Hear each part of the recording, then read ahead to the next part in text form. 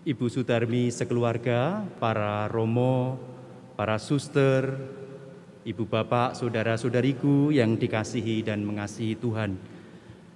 Beberapa hari yang lalu kami di grup angkatan berbagi tugas. Jadi kami setabisan dengan Romo Andre, kami tabisan 8 orang, yang bertugas di luar negeri 1 orang, bertugas di Lampung 1 orang, bertugas di Flores 1 orang, sehingga yang bisa hadir adalah 4 orang. Maka kami berbagi tugas, siapa yang akan mimpin misa, siapa yang membuat buku dan sebagainya, kami berbagi. Akhirnya saya mendapatkan tugas untuk men-sharingkan atau homili pada siang hari ini. Saudara-saudariku yang dikasih dan mengasihi Tuhan, kita semua menyadari bahwa di dunia ini tidak ada satupun yang abadi. Suatu saat segala sesuatu pasti musnah, segala sesuatu pasti berakhir, termasuk kita semua, manusia pasti akan mati. Entah bagaimana atau seperti apa cara kematian kita manusia, tidak ada seorang pun yang tahu. Maka dari itu, kematian itu dapat dikatakan sebagai peristiwa yang eksistensial. Artinya, peristiwa yang eksis, yang harus dialami oleh setiap manusia. Meskipun kematian itu akan dialami oleh setiap kita manusia, namun amat sangat banyak orang yang sungguh-sungguh takut ketika memikirkan, bahkan ketika harus menghadapi kematian itu. Mengapa demikian? Alasannya karena dunia orang mati itu secara nalar adalah dunia yang sungguh-sungguh misteri, dunia yang penuh dengan tanda tanya, dan tak seorang pun tahu bagaimana dunia setelah kematian itu. Meskipun kematian itu merupakan kepastian, namun nalar kita masih meraba-raba sekaligus bertanya-tanya, ada apa dan bagaimana, seperti apa dunia setelah kematian itu.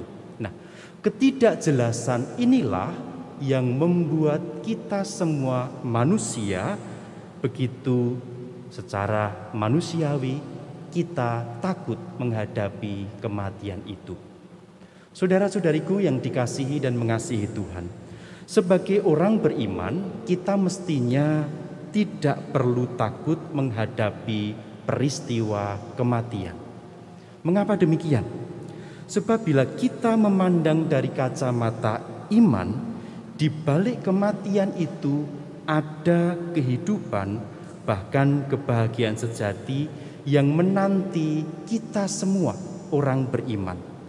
Dalam bacaan Injil tadi dikatakan dengan jelas, di rumah Bapakku ada banyak tempat tinggal. Jika tidak demikian, tentu aku mengatakannya kepadamu.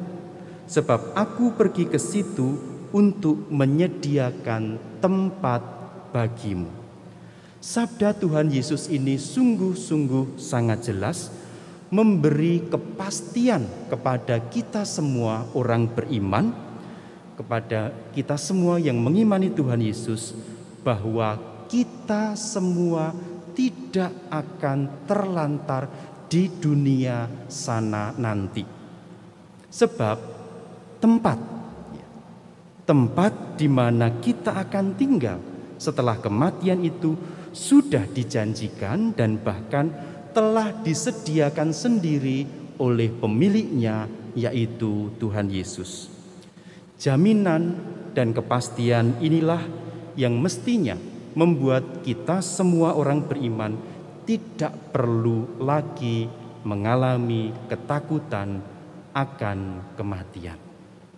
Saudara-saudariku yang dikasihi dan mengasihi Tuhan, lalu menjadi pertanyaan reflektif bagi kita semua adalah, Sebagai orang beriman, kita yang mengimani Tuhan Yesus, kita tadi tahu bahwa keselamatan abadi itu memang telah dijanjikan dan dikerjakan sendiri oleh Tuhan Yesus bagi kita. Lalu kalau kita telah mendapatkan jaminan keselamatan abadi, bahkan tempat kita sudah disediakan oleh sang pemilik tempat itu, lalu apakah dengan jaminan itu kita cukup hidup ala kadarnya dan hanya menunggu kematian saja? Atau bahkan orang menjalani hidup carpe diem, regulah hidup, nikmatilah hidup sepuas-puasnya sebelum nanti kamu mati. Carpe diem atau carpe dewe, ya, menjalani hidup seenaknya sendiri. Apakah kita demikian menjalani hidup karena kita sudah mendapatkan jaminan bahwa tempatnya telah disediakan oleh Tuhan? Tentu saja tidak. Tuhan menghendaki agar anak-anaknya, orang beriman, orang yang mengimaninya, orang-orang Kristen, agar hidup kita sungguh-sungguh berbuah. Tuhan menghendaki agar kita konsisten dan setia dengan pilihan hidup kita masing-masing yang telah kita ambil secara sadar dan dewasa. Kami sebagai imam mengambil pilihan menjadi imam dengan penuh kesadaran dan dengan pilihan yang dewasa. Anda yang memilih untuk hidup berkeluarga juga mengambil pilihan itu dengan kesadaran. Para suster juga demikian, mengabdikan hidup sebagai biarawati juga memilih dengan kesadaran. Dan Tuhan Yesus menghendaki kita semua anak-anaknya untuk menjalani panggilan kita itu dengan konsisten, dengan setia. Saya sebagai teman angkatan Romo Andre, saya menemukan banyak sekali pengalaman-pengalaman kebersamaan, pengalaman-pengalaman yang dapat saya tangkap, yang bisa saya sharingkan pada siang hari ini. Saya menangkap banyak pengalaman bersama Andre yang menunjukkan bagaimana ia konsisten dan setia dalam memperjuangkan hidup dan panggilannya. Menunjukkan kekonsistenan Andre dalam menjalani hidup serta panggilan selama 12 tahun menjadi imam, bahkan kalau menjadi biarawan sudah sekian puluh tahun. Saya menjadi teman seperjuangan Andre kurang lebih 23 tahun. Jadi kalau Romo Andre itu usianya tanggal 22 November nanti itu 46, berarti saya sudah lebih dari separuh hidupnya itu bersama dengan Andre. Paling tidak, meskipun tidak bersama secara fisik, kami berjuang bersama untuk menjalani panggilan sebagai angkatan. Perjumpaan saya pertama kali dengan Andre adalah saat saya gelombang kedua mendaftar di Bertinianum. Andre datang dengan temannya Mas Agung kalau nggak salah, naik NSR Honda itu ya. Itu perjumpaan pertama saya dan saya melihat dia sebagai pribadi yang sudah matang, yang sudah dewasa. Dan ketika akhirnya pengumuman datang, lalu saya diterima dan saya kembali bertemu dengan Andre, memulai proses panggilan pada bulan Juli tahun 1998. Ya. Saya mengalami sendiri bagaimana Andre sejak bertemu pertama kali itu adalah pribadi yang setia atau konsisten memperjuangkan hal-hal yang baik, meskipun seringkali perjuangannya, keusilannya, kekritisannya itu membuat banyak orang menjadi tidak nyaman. Saya misalnya diajari bagaimana dia membagikan kebaikannya. Ketika saya ketemu Andre tahun 98 itu, saya melihat tulisannya Andre itu apik tenan. Leres nggih, Bu Tarmi nggih. Tulisannya apik tenan, bagus sekali tulisannya. Meskipun dia laki-laki tapi tulisannya rapi, bagus sekali. Lalu saya, Andre, aku ajarin nulis apik ya. Karena tulisan saya itu seperti cakaran ayam ya. Dan benar, saya diajari caranya nulis A itu bagaimana, B bagaimana, seperti anak TK lagi saya diajari nulis A, B, C, terus saya tulis terus. Akhirnya tulisan saya jadi lebih baik. Dia sabar ngajari saya meskipun hal itu sepele, cuma nulis supaya tulisannya menjadi baik. Ya. Juga yang lainnya, misalnya saya diajari mempelajari bahasa Inggris dan bahasa Latin. Saya itu lemah saat itu dalam berbahasa. Ya. Romo Walidi adalah direktur kami di Seminari Bertinianum. Kalau saya tidak dibantu Andre dalam bahasa Latin, mungkin saya nggak lulus. Ya. Mungkin saya nggak jadi Romo. Ya. Dalam bahasa Inggris juga. Ya. Jadi setiap siang hari, waktunya istirahat siang, siesta, saya curi-curi waktu, ya, ngaku Romo ya, curi-curi waktu tidak tidur siang, tapi saya diajari kayak kursus dengan Andre ya.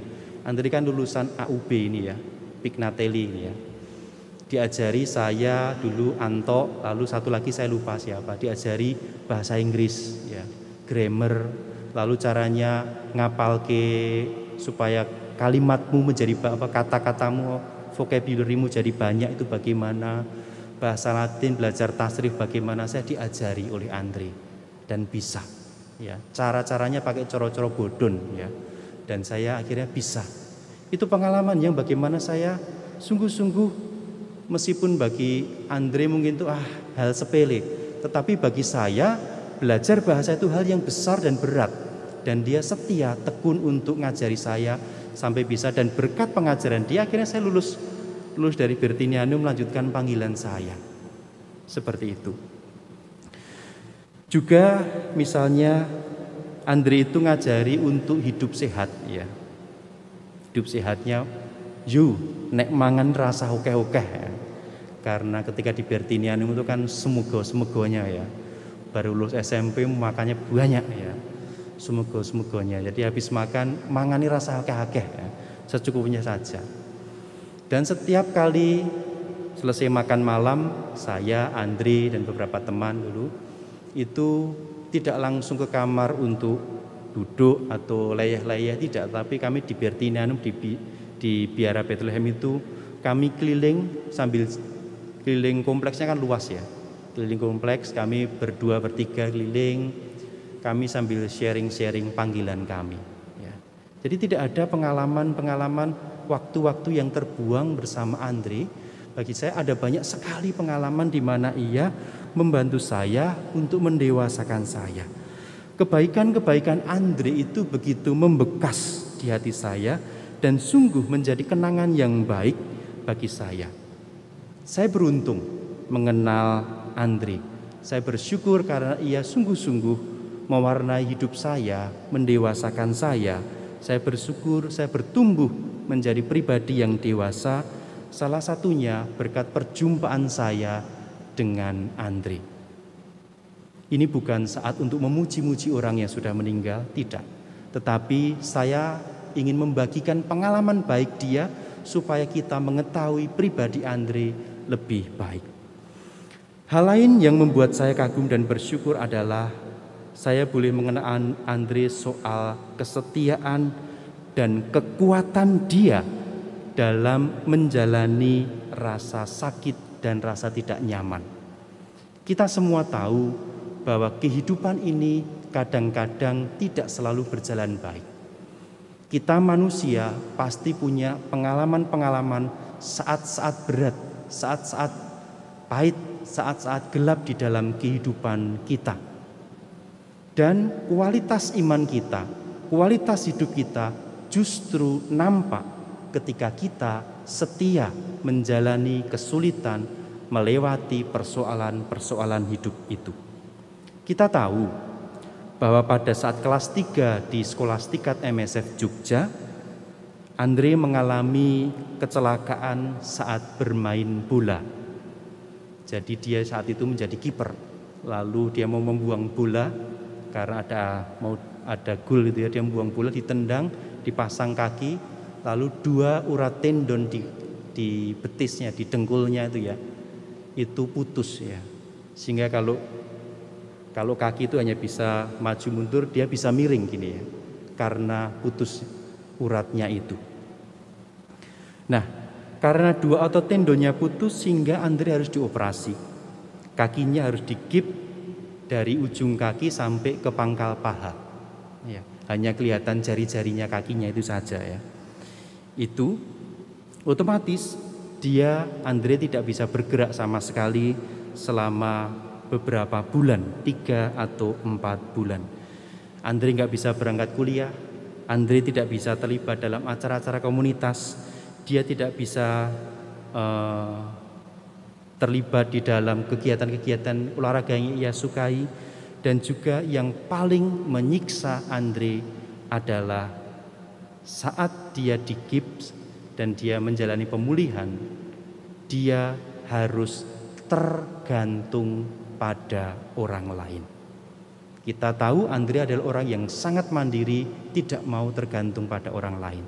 Dan karena kakinya digips, dia tidak bisa kemana-mana, dia harus bergantung pada orang lain, pada teman-teman angkatannya, pada frater-frater yang lainnya untuk membantu dia.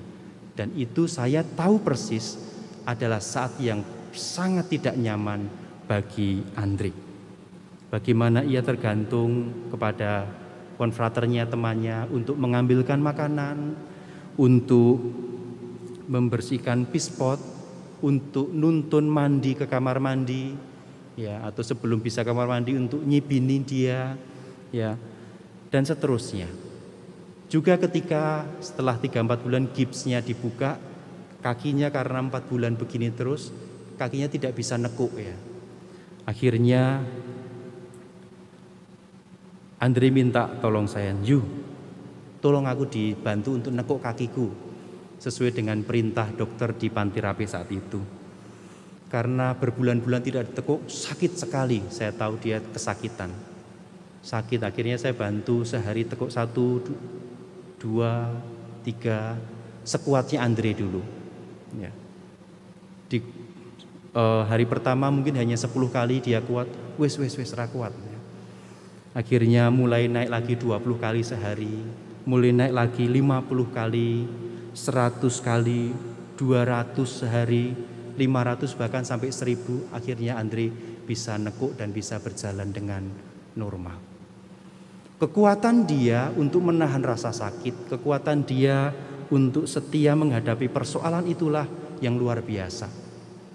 Dia saat itu juga sudah berbulan-bulan tidak masuk kuliah. Tapi ketika ujian, jadi kami yang angkatan itu, karena dia nggak bisa masuk kuliah, dulu belum ada kuliah online ya. Lalu dia kami dari kuliah lalu membawakan bahan-bahannya, kasihkan bahan-bahannya untuk dia pelajari. Ya syukur pada Allah karena Andre itu pinter banget. Maka bahan-bahan yang kami berikan itu dia kemudian ujian. Nilainya mah lebih apik daripada saya. Karena memang pada dasarnya dia orangnya pinter ya. Akhirnya karena ujian dia bisa, akhirnya dia boleh lulus dari tingkat 3 itu, kemudian menjalani tahun orientasi pastoral. Juga soal kabut asap yang dihadapi ketika dia bertugas di Palangkaraya. Dia saat itu kebetulan karena saya tugas dia mengeluh mencari masker atau mencari untuk menyaring filter untuk menyaring udara itu. Lalu karena saya tugas di Amerika, saya tidak bisa membantu untuk mencarikan, maka saya meminta tolong Romo Erwin yang di Jakarta, tolong belikan Andre itu nggak tahu namanya apa, masker atau apa yang untuk nyedot untuk filter udara itu ya. Bagaimana dia tidak lari dari Palangkaraya karena kabut asap itu, dia tidak meninggalkan tugas-tugasnya, dia tidak meninggalkan umat-umatnya, tetap setia bersama dengan mereka menghadapi kesulitan itu. Hal ini persis seperti yang dipesan oleh Santo Paulus dalam bacaan pertama kepada Timotius tadi, beritakanlah firman, siap, sedialah, baik atau tidak baik waktunya.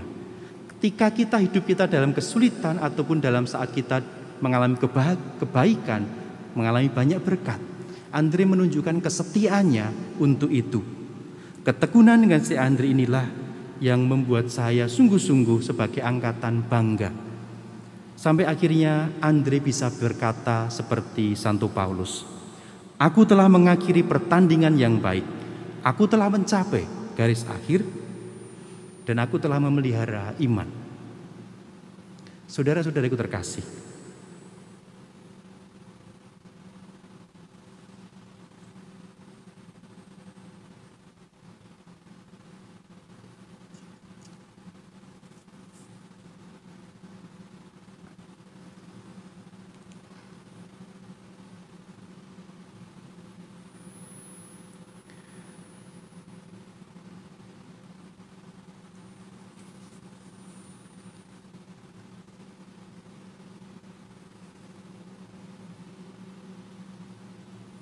saya pribadi sebagai teman angkatannya ingin berusaha untuk saya dan teman-teman angkatan kami ngobrol-ngobrol di grup, kami ngobrol-ngobrol ketika kami bertemu, ingin berusaha untuk meneruskan hal-hal baik, apa yang diperjuangkan, apa yang dihidupi oleh Andre. Sebab dengan cara inilah kami bisa menjaga Andre tetap hidup di dalam hati kami, di dalam kehidupan kami. Memang kematian itu memisahkan kami, kita semua secara fisik dengan Andre. Namun saat kami mewarisi kebaikannya, saat kami menghidupi kebaikan-kebaikan Andre di dalam kehidupan kami, maka Andre tidak pernah mati, tetapi Andre tetap hidup di dalam hati kami.